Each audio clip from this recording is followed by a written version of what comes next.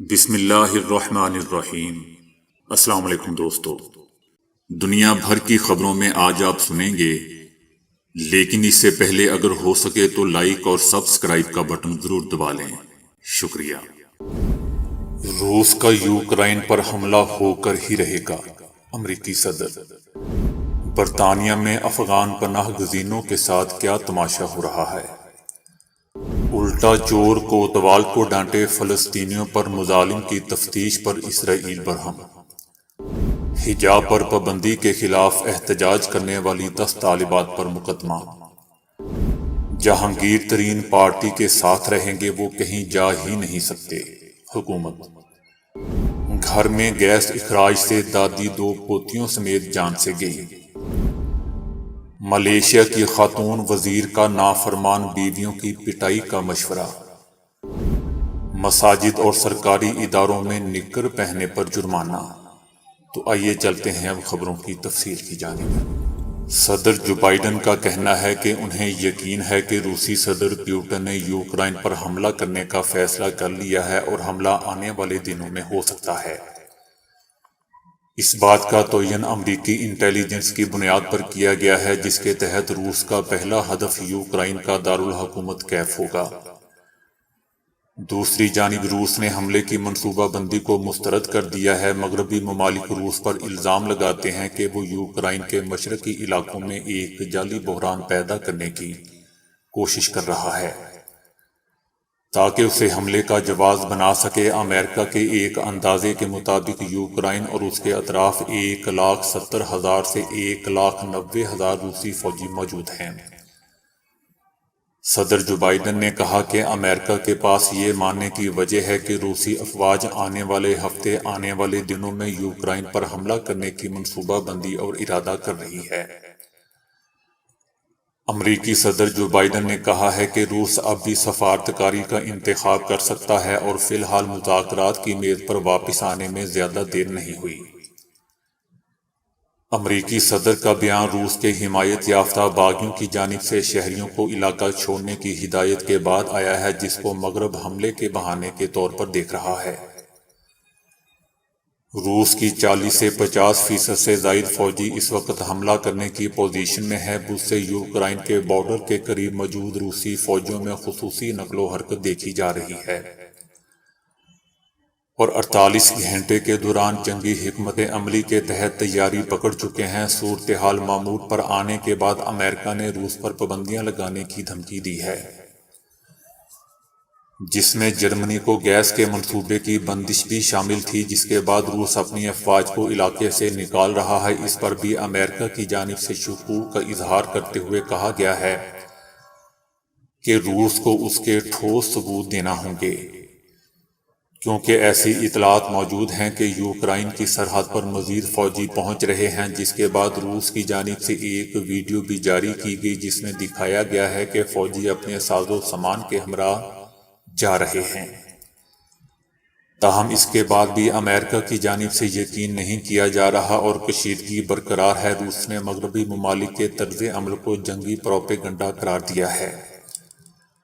روس کا کہنا ہے کہ فوجیوں کا انخلا کیا جا رہا ہے۔ دوسری جانب برطانوی انٹیلی جنس چیف کے مطابق یوکرائن کے بارڈر کے قریب اسلحہ بردار گاڑیاں، ہیلی کاپٹرز اور فیلڈ ہاسپٹل دیکھے گئے ہیں، جبکہ یوکرائن کے باشندے کسی بھی ممکنہ حملے کے پیش نظر ملک چھوڑنے کے بارے میں سوچ رہے ہیں۔ چند روز پہلے امریکی وزیر خارجہ انٹونی بلنکن نے کہا تھا کہ یہ ایک بات ہے جو روس کہہ رہا ہے، لیکن دوسری چیز اس کے اقدامات ہیں۔ ہم نے روس کی فوج کو پیچھے ہٹتے ہوئے نہیں دیکھا۔ برطانیہ میں پناہ لینے والے افغان شہریوں کے وکلاء نے کہا ہے کہ انہیں خدشہ ہے کہ ان پناہ گزینوں کو جلد ہی غیر قانونی قرار دے دیا جائے گا، کیونکہ ان کو کاغذات مہیا نہیں کیے گئے ہیں۔ ابھی یہ بھی واضح نہیں ہے کہ برطانیہ میں کام کرنے اور کرائے پر گھر لینے کے لیے مزید کتنے کاغذات درکار ہیں۔ ان پناہ گزینوں کے عارضی ویزوں کی میعاد چند دنوں میں ختم ہونے والی ہے۔ طالبان کے اقتدار میں آنے کے بعد برطانیہ اور نیٹو نے افغانستان سے افغان شہریوں کو نکالا، جنہیں برطانیہ کے 6 ماہ کے ویزے دیے گئے اور اس بات کی یقین دہانی کروائی گئی کہ انہیں مستقل سکونت دی جائے گی۔ تاہم یہ وعدہ ابھی تک وفا نہیں ہو سکا۔ وکلا کی نمائندہ تنظیم لا سوسائٹی نے کہا ہے کہ انہیں ملک بھر سے لوگوں کی کالز موصول ہو رہی ہیں۔ افغان پناہ گزینوں کا کہنا ہے کہ انہیں اپ ڈیٹڈ کاغذات مہیا نہیں کیے گئے اور حکام کی طرف سے کوئی جواب نہیں دیا گیا۔ کاغذات کے بغیر پناہ گزین قانونی طور پر کام نہیں کر سکتے، بینک اکاؤنٹس نہیں کھول سکتے، کرائے پر گھر نہیں لے سکتے اور نہ ہی ہیلتھ سروسز حاصل کر سکتے ہیں۔ افغانوں کو زبانی یقین دہانی کروائی گئی ہے کہ انہیں کاغذات ملیں گے، جبکہ دوسری طرف برطانوی ہوم آفس کا کہنا ہے کہ افغان شہریوں کو پہلے ہی برطانیہ میں کام کرنے، تعلیم اور صحت کی سہولیات مہیا ہیں اور وہ پبلک فنڈ کے لیے بھی درخواست دے سکتے ہیں۔ ہم سب کو مستقل سکونت دینے کے لیے تیاری کر رہے ہیں اور یہ کہنا بالکل غلط ہے کہ ان کے حقوق خطرے میں ہیں۔ الٹا چور کوتوال کو ڈانٹے، اسرائیل فلسطینیوں پر مظالم کی تفتیش کیے جانے پر اقوام متحدہ سے ناراض ہو گیا۔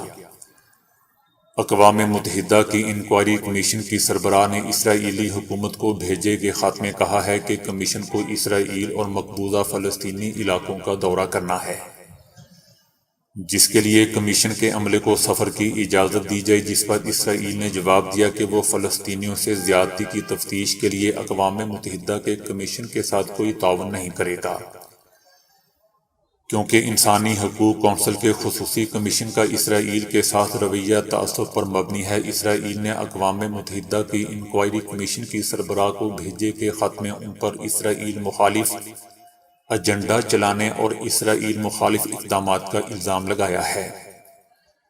خط میں کمیشن آف انکوائری پر اسرائیل کو شیطانی ریاست ظاہر کرنے کی کوششوں کا الزام بھی لگایا گیا اور کہا کہ انکوائری کمیشن کی سربراہ نے اسرائیل کو نسلی عصبیت رکھنے والی قوم قرار دینے اور اسرائیل کے خلاف فلسطینیوں کی قیادت میں عالمی بائیکاٹ کی تحریک BDS کی حمایت کی ہے۔ یاد رہے دوستو کہ اقوام متحدہ نے گزشتہ سال غزہ کی پٹی میں اسرائیل اور حماس کے درمیان 11 روزہ جنگ کے بعد مئی میں ایک 3 رکنی کمیٹی قائم کی تھی۔ اس جنگ میں 260 سے زائد فلسطینی شہید ہوئے تھے۔ اس وقت اقوام متحدہ کی انسانی حقوق کی ہائی کمشنر نے کہا تھا کہ اسرائیلی کارروائیاں اور شہری علاقوں میں فضائی حملے جنگی جرائم کے زمرے میں آتے ہیں۔ بعد میں ہیومن رائٹس واچ سمیت متعدد بین الاقوامی تنظیموں نے بھی اسرائیلی حملوں کو جنگی جرائم قرار دیا تھا۔ اسرائیل طویل عرصے سے اقوام متحدہ پر یہودی ریاست سے تعصب برتنے کا الزام عائد کر کے تحقیقات کے لیے عالمی مطالبات کو بھی بارہا مسترد کرتا آ رہا ہے۔ کرناٹک میں حجاب پر پابندی کے خلاف احتجاج کرنے والی 10 طالبات کے خلاف مقدمہ درج کر لیا گیا ہے۔ سرکاری کالج کی باحجاب طالبات کو کالج میں داخل ہونے سے روکنے پر احتجاج کرنے والی 10 سے زائد طالبات کے خلاف مقدمہ درج کیا گیا ہے۔ کرناٹک میں حجاب پر پابندی کے خلاف طالبات کا کیس کرناٹک ہائی کورٹ میں زیر سماعت ہے۔ کرناٹک کی عدالت نے کیس کے فیصلے تک تعلیمی اداروں میں حجاب پہننے پر پابندی کا عبوری حکم دیا ہوا ہے۔ کرناٹک کے اسکول اور کالجز میں باحجاب طالبات کو کلاسز اٹینڈ کرنے کی اجازت نہیں دی جا رہی ہے۔ کرناٹک کے علاوہ بھارت کی دیگر ریاستوں میں بھی حجاب کے خلاف مہم چلائی جا رہی ہے۔ حکومت کا کہنا ہے کہ جہانگیر ترین پارٹی کے ساتھ رہیں گے اور کبھی نقصان نہیں پہنچائیں گے۔ وزیر اعظم کا دورہ روس گیم چینجر ہوگا۔ عمران خان کی آواز کو دنیا بھر میں پذیرائی ملتی ہے۔ ان کے سیاسی مخالفین کی آواز عالمی سطح پر نہیں سنی جاتی تھی۔ شہباز شریف، بلاول بھٹو، مولانا اور مرجن سیاسی بونے ہیں۔ عمران خان کے لیول کا کوئی شخص پاکستان میں نہیں ہے۔ اپوزیشن منہ اور مسور کی دال ہے۔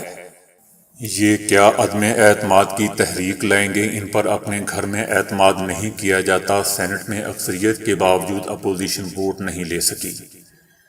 قومی اسمبلی میں کیا لے سکے گی؟ جرت ہے تو کل ہی تحریک عدم اعتماد لے کر آئیں۔ حکومت مضبوط ہے، وفاق اور پنجاب میں کوئی خطرہ نہیں ہے۔ جہانگیر ترین پارٹی کو کبھی نقصان نہیں پہنچائیں گے۔ شریف خاندان کا پیسہ اگر پاکستان آ جائے تو معاشی حالات بہتر ہو جائیں گے۔ دوسری طرف شہباز شریف کا کہنا ہے کہ ملک اور عوام کا معاشی دیوالیہ اور حکمرانوں کی آمدن میں اضافہ ہو چکا ہے، عوام کی سانس بند کرنے والے اقتدار میں رہنے کا حق کھو چکے ہیں۔ شہباز شریف کا کہنا تھا کہ پہلے ہی پیٹرول کی قیمت میں ظالمانہ اضافے سے آٹا، چینی، کرائے سمیت ہر چیز کی قیمت کو آگ لگ چکی ہے، اور اب پیٹرول کی فی لیٹر قیمت 12 روپے اضافے کے بعد عوام پر ایک اور ظلم ہے۔ عوام کو مہنگا ترین وزیر اعظم قبول نہیں، عوام کی مزید بددعائیں لینے کی بجائے عمران نیازی کو گھر چلے جانا چاہیے۔ شہباز شریف کا کہنا تھا کہ حکومت کو عالمی منڈی میں صرف اضافہ نظر آتا ہے، کمی نظر نہیں آتی۔ کاروباری برادری پریشان، عوام بے حال اور حکمران حالت انکار میں ہیں۔ پونے 4 سال سے حکومت صرف بہانے اور پیسے بنا رہی ہے۔ پیٹرول بم گرانے کے بعد اب بجلی 6 روپے سے زائد مہنگی کی جا رہی ہے، بلکہ مہنگی ہو چکی ہے۔ حکومت عوام کو ریلیف دینے کی نہ نیت رکھتی ہے، نہ اہلیت، اس سے نجات ہی عوام کو ریلیف مل سکتا ہے۔ عمران نیازی اتحادیوں کو وزارتوں کا ریلیف دے سکتے ہیں، لیکن عوام کو ریلیف دینے کے لیے کچھ نہیں ہے۔ عوام کا چولہا نہیں بلکہ ان کا دل جل رہا ہے۔ عوام صرف اور صرف عمران نیازی سے نجات چاہتی ہے۔ عوام کی خواہشات کو ہم پورا کریں گے۔ پشاور میں ایک مسجد کے امام قاری عمر الدین کے گھر گیس کے اخراج سے آگ لگنے کا واقعہ پیش آیا ہے۔ ریسکیو پشاور کے مطابق والدہ، 2 بچے اور اہلیہ شدید جھلس گئے، جو زخموں کی تاب نہ لاتے ہوئے 2 بچے اور والدہ چل بسی۔ قاری عمر الدین کی اہلیہ برن سینٹر میں زیر علاج ہیں۔ اس کے علاوہ اندرونی لاہوری گیٹ کے علاقے میں کاشف نامی شخص کے گھر میں گیس لیکیج سے دھماکہ ہوا، جس سے 2 بچے اور 1 آدمی جھلس گیا۔ ملائیشیا کی خاتون وزیر نے شوہروں کو نافرمان بیویوں کی پٹائی کرنے کا مشورہ دے دیا۔ سیتی ضلع محمد یوسف نے سوشل میڈیا پر جاری کیے گئے بیان میں شوہروں کو بات نہ ماننے والی بیویوں کی پٹائی لگانے کا مشورہ دیتے ہوئے کہا کہ بات چیت سے نہ ماننے والی بیویوں کی پٹائی لگائی جائے۔ انہوں نے مزید کہا کہ اگر بیویاں سمجھانے پر بھی بات نہیں مانتی اور اپنا رویہ تبدیل نہیں کرتی تو پہلے 3 روز کے لیے انہیں چھوڑ دیں، اور اگر بیوی پھر بھی ضد سے باز نہ آئے تو شوہر اس پر ہاتھ اٹھا سکتا ہے۔ خانگی امور کی وزیر کو اپنے اس بیان کے بعد خواتین کی حقوق کی تنظیموں سمیت مختلف حلقوں کی جانب سے شدید تنقید کا سامنا ہے۔ خواتین تنظیموں کا کہنا ہے کہ انڈونیشیا جیسے ملک میں جہاں گھریلو تشدد کی شرح زیادہ ہے، اس قسم کا بیان گھریلو تشدد کی حمایت کے مترادف ہے۔ سعودی عرب میں مساجد اور سرکاری اداروں میں نکر پہننے پر پابندی عائد کر دی گئی ہے۔ خلاف ورزی اور اس پر جرمانے کی منظوری بھی دے دی گئی ہے۔ مساجد اور سرکاری اداروں میں ہاف پینٹ پہن کر آنا سماجی ادب کے منافی قرار دیا گیا ہے۔ اس کی خلاف ورزی پر 250 سے 500 ریال تک جرمانہ ہوگا۔ یاد رہے دوستو کہ سماجی ادب کے منافی خلاف ورزیوں کا لائحہ عمل 2 نومبر 2019 سے نافذ کیا جا چکا ہے۔ اس وقت اس فہرست میں 19 خلاف ورزیاں شامل تھیں۔ سابقہ خلاف ورزیوں پر 50 ریال سے 6000 ریال تک کا جرمانہ مقرر ہے۔ بھارت میں ایک آدمی نے اپنے پوتے پوتیوں کی فرمائش پر گھر کی چھت پر بڑا سا ہوائی جہاز بنوا ڈالا۔ 52 سالہ ذاکر خان نامی اس شہری کا تعلق بھارتی ریاست جھارکھنڈ کے شہر رانچی سے ہے۔ اس کے پوتوں پوتیوں نے بڑے کھلونوں کی فرمائش کی تھی، جس پر اس نے کنکریٹ سے اپنے گھر کی چھت پر ہی ایک بڑے سائز کا جہاز بنوا ڈالا۔ ذاکر خان نے کبھی ہوائی جہاز کا سفر نہیں کیا تھا، چنانچہ اس نے گوگل کی مدد سے ہوائی جہاز ڈیزائن کیا اور مقامی راج مستریوں کی مدد سے اسے تعمیر کروایا۔ اس منصوبے پر 10 لاکھ بھارتی روپے تقریباً 22 لاکھ پاکستانی روپے لاگت آئی۔ ذاکر نے اس جہاز کا نام انڈیگو رکھا ہے۔ اس جہاز کا بیرونی اور اندرونی ڈیزائن ہو بہو اصلی جہاز جیسا ہے۔ اس کے اندر سیٹیں لگی ہوئی ہیں، ان کے ساتھ سیٹ بیلٹ بھی موجود ہے، کھڑکیاں اور ہر وہ چیز اس جہاز میں موجود ہے جو اصلی جہاز میں ہوتی ہے۔ ذاکر خان کا کہنا تھا کہ یہ آئیڈیا مجھے میرے پوتے پوتیوں کی فرمائش سے آیا۔ میں ان کے لیے بازار سے کھلونا ہوائی جہاز لے کر آیا تھا جس پر انہوں نے کہہ دیا کہ یہ چھوٹا ہے۔ میں انہیں بڑا جہاز لے کر دوں، اس پر میں نے گھر کی چھت پر ان کے لیے ایک بڑا ہوائی جہاز بنانے کا فیصلہ کیا۔ روسی سائنسدانوں نے دنیا کی سب سے بڑی زیر آب دوربین پانی میں اتار دی ہے، جو اب تک ہماری معلومات کے مطابق سب سے چھوٹے کائناتی ذرات نیوٹرائنوں پر تحقیق کرے گی۔ روس کی مشہور جھیل بیکل کے پانیوں میں 750 سے 1300 میٹر گہرائی میں کائناتی دوربین ڈبوئی گئی ہے، جسے بیکل گیگا ٹن والیوم ڈیٹیکٹر کا نام دیا گیا ہے۔ اس طرح دوربین کو جھیل بیکل کے کنارے سے 4 کلومیٹر دور اتارا گیا ہے۔ واضح رہے دوستوں کہ جھیل منجمد تھی اور اس میں سوراخ کر کے دوربین جھیل میں ڈالی گئی۔ ہم جانتے ہیں کہ کائناتی ذرات نیوٹرائنوں کی شناخت بہت مشکل ہوتی ہے، اور یہی وجہ ہے کہ دوربین فضائی آلودگی سے دور رہ کر ان ذرات کی شناخت اور تحقیق کرے گی۔ دوستو، جھیل بیکل دنیا میں میٹھے پانی کی سب سے بڑی گہری اور شفاف جھیل ہے، یہاں آبادی نہ ہونے کے برابر ہے۔ طبی سائنس میں انقلابی تبدیلی کے باوجود ملیریا اب بھی کئی خطوں میں درد سر بنا ہوا ہے۔ اب 1 منٹ میں رزلٹ دکھانے والا نیا ٹیسٹ اپنی افادیت اور تاثیر میں روایتی ٹیسٹ سے بھی آگے نکل چکا ہے، جو درست ترین، کم قیمت اور استعمال میں بھی آسان ہے۔ اس کی بیٹری ایک مرتبہ چارجنگ پر پورا دن کام کرتی رہتی ہے، اور بالخصوص غریب اور کم وسائل کے علاقوں کے لیے یہ کسی نعمت سے کم نہیں ہے۔ دلچسپ بات یہ ہے کہ 1 منٹ میں رزلٹ فراہم کرنے والا یہ نظام روایتی اور مصدقہ ٹیسٹ سے کئی گنا تیز اور بہتر بھی ہے۔ برازیل میں بڑے پیمانے پر اس کی آزمائش کی گئی ہے۔ اس کی تفصیلات ملیریا جرنل کی 12 مارچ کے میگزین میں شائع ہوئی ہے۔ دوستو، یاد رہے کہ برازیل کے اس علاقے میں ملیریا سے متاثر ہونے کی شرح بہت زیادہ ہے۔ اس تحقیق میں شامل ماہر ڈاکٹر مارکس کہتے ہیں کہ ملیریا بہت سے ٹیسٹ سے شناخت نہیں ہو پاتا۔ اس میں علامات بار بار نمودار ہوتی رہتی ہیں اور انفیکشن مزید پھیلتا رہتا ہے۔ یہ ٹیسٹ 92% زائد مؤثر ہے۔ آئس لینڈ میں گزشتہ 1 ماہ کے دوران 40,000 زلزلے ریکارڈ کیے جا چکے ہیں۔ ان زلزلوں کی وجہ ایک بڑی پگھلی ہوئی چٹان میگما ہے، جو اس خطے کے نیچے 1 کلومیٹر تک کھسک چکی ہے اور سطح پر آنے کے لیے زور لگا رہی ہے۔ آئس لینڈ میں حالیہ چند ہفتوں کے دوران زلزلے کے ہزاروں جھٹکے محسوس کیے جا چکے ہیں، جس کو سائنسدانوں نے غیر معمولی ارضیاتی ایونٹس قرار دیا ہے۔ لوگوں کا کہنا ہے کہ اس وقت ہم مسلسل زلزلے کے جھٹکے محسوس کر رہے ہیں۔ ایسا لگتا ہے کہ جیسے ہم کسی رسیوں سے بنے کمزور پل پر چل رہے ہیں۔ یہ علاقے آتش فشانی ہاٹ اسپاٹ کے جنوبی حصے میں واقع ہے، جہاں 24 فروری سے اب تک 40,000 سے زائد زلزلے کے جھٹکے محسوس کیے جا چکے ہیں۔